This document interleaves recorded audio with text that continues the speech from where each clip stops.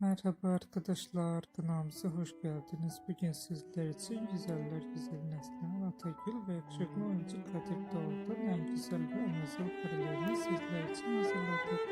Neslihan Atagül ve Kadir Doğulu çifti Fatih Harbiye dizisinde birbirlerini sevmiş ve evlenmiştiler. Herkes gibi biz de onları birbirine yakıştırıyoruz.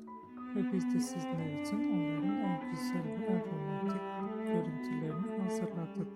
Bu videoların devamı gelmesini istiyorsanız kanalımıza abone olup yorum yazmayı unutmayın.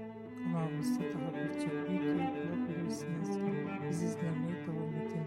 Herkese teşekkür ederiz.